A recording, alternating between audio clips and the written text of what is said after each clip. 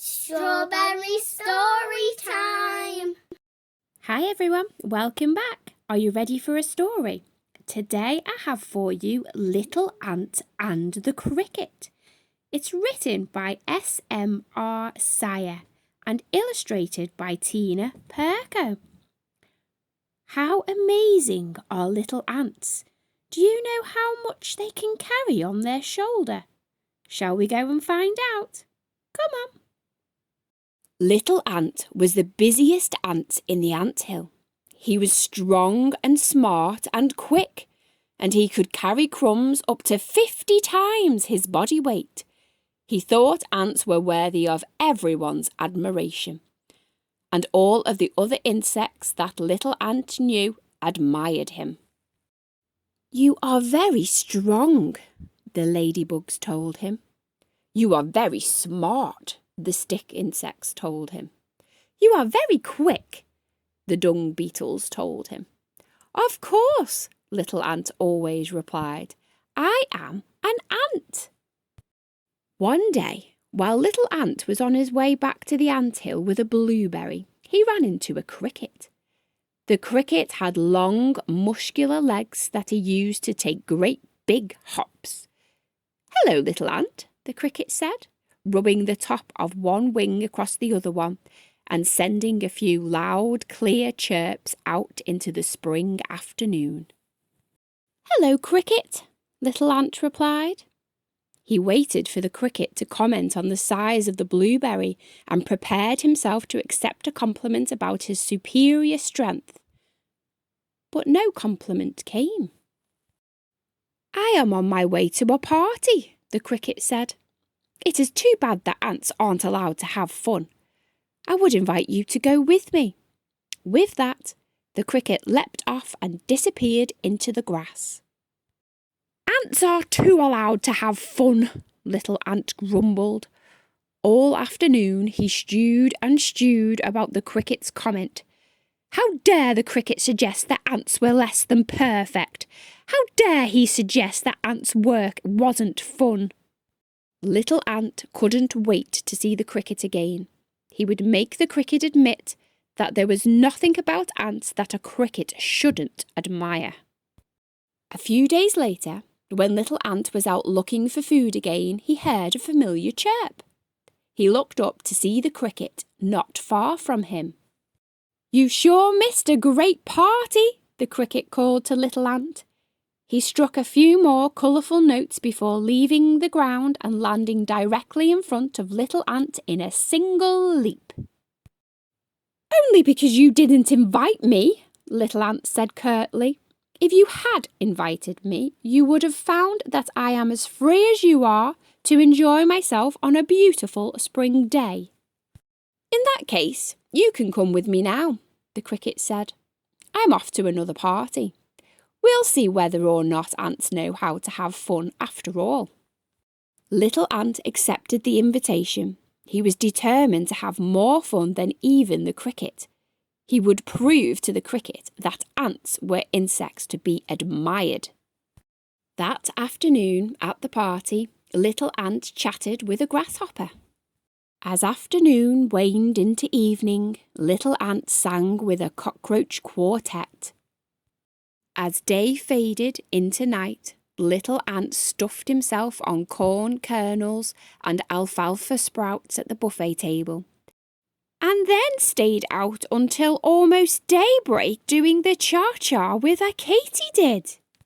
The next morning, Little Ant was too tired to go out looking for food. He was too tired to lay down or follow a trail. He was too tired to hoist an olive up onto his shoulder. Little Ant told the other ants that he was sick, and he stayed in bed all day. Later that evening, Little Ant saw the cricket again. "Grasshopper said you tell great stories," the cricket told Little Ant. "Katydid admires your cha-cha, and the cockroaches envy your baritone. We all want you to join us again."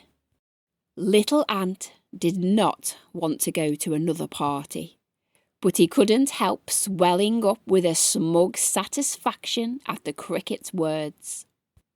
An hour later, he was at another party, chewing on a red wheat kernel and pointing out that someone in the orchestra had struck an off note. Day after day, little Ant was too tired to get out of bed in the morning. But night after night he went to a party where all the insects of the field, including the cricket, now admired him. In fact, the cricket admired him so much that little Ant didn't want to admit that he wasn't actually happy. "I miss laying down long trails," little Ant said mournfully to himself one morning as he made his weary way home.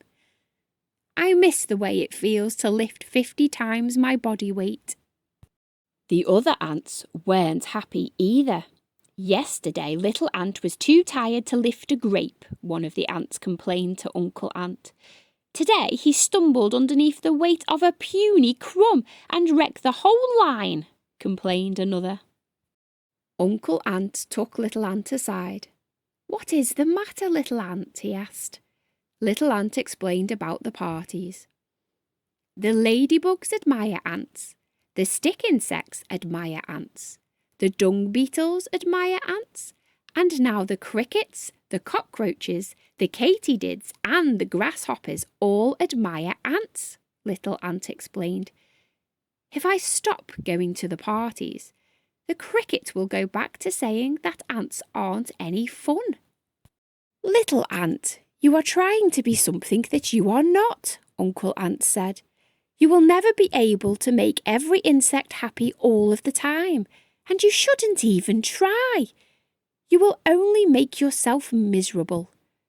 Little Ant hung his head and confessed that he was miserable. "Right now, none of the ants are happy," Uncle Ant said. "Not even you."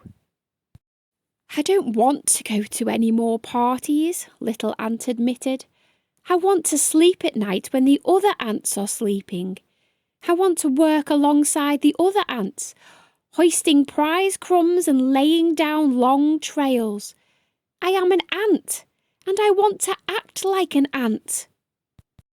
That evening, when the cricket came by to take him to a party, little Ant declined. "No thank you, cricket," little Ant said. "I want to get a good night's sleep tonight. I am going to go out looking for food tomorrow." The cricket scoffed. "I was right then," he said.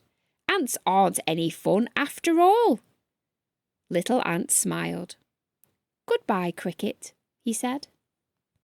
He turned and headed back into the anthill, where he slept soundly and dreamed that he, little Ant, who was strong and smart and quick, was out on the trail with the other ants. He was carrying the most magnificent crumb of all, and having the kind of good time that only an ant can have. Do you remember how much weight an ant can carry? Up to 50 times his weight he can carry. What a strong ant! Thanks for listening, guys. If you want to support the author, all the links will be in the description below. See you next time. Don't forget to like and subscribe.